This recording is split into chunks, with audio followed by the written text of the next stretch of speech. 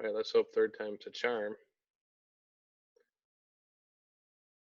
For some reason, my audio is not working, so I did this whole worksheet with explanation, and it didn't, the video recorded, but not the sound.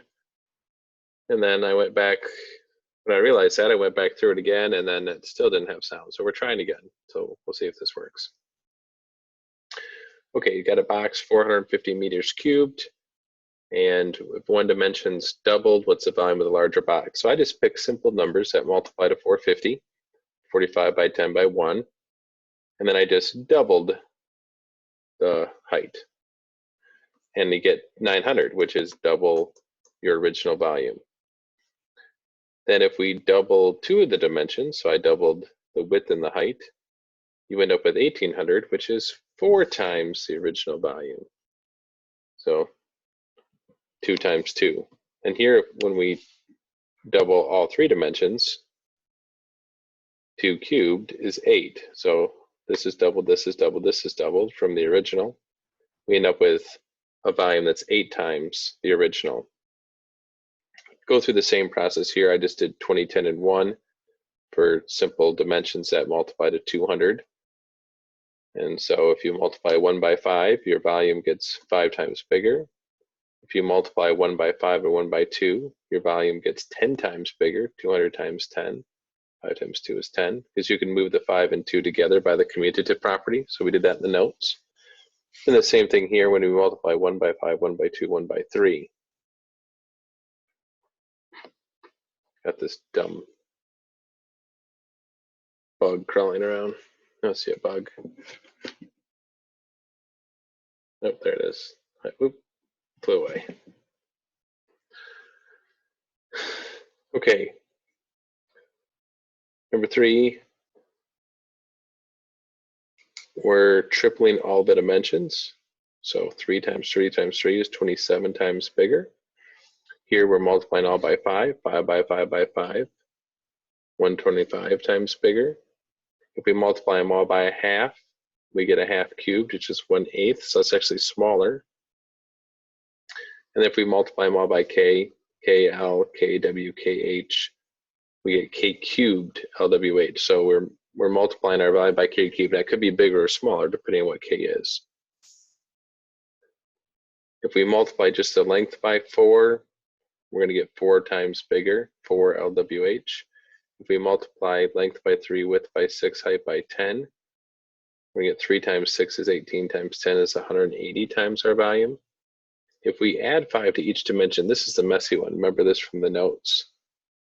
So we get L plus 5, W plus 5 times H plus 5. We'll multiply these together first.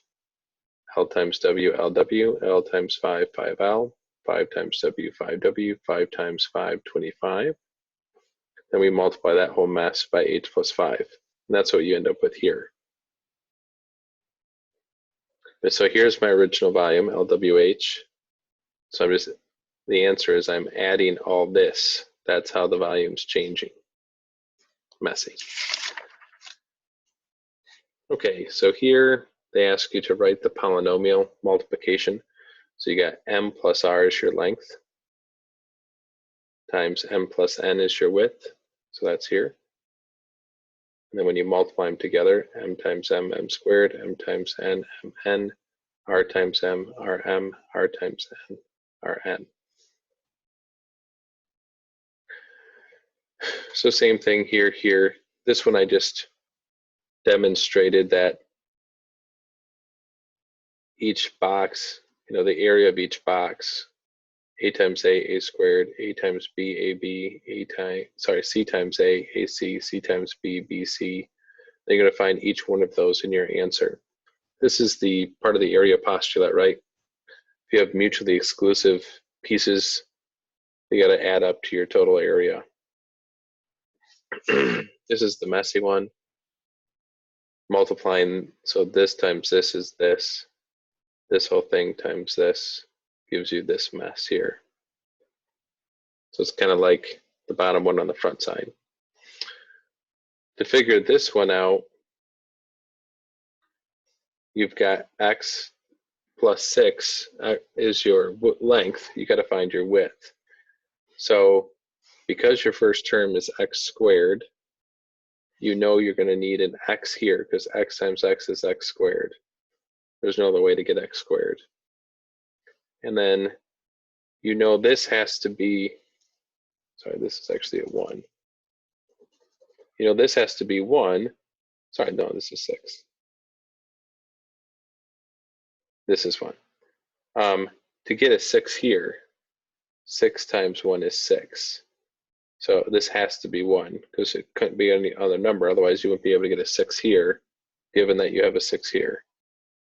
So then when you do x plus 1 is your width, you get x squared 6x, then 1 times x is x. So these two together add to 7x right there. And then looking here, you had to draw a diagram. I ran out of room.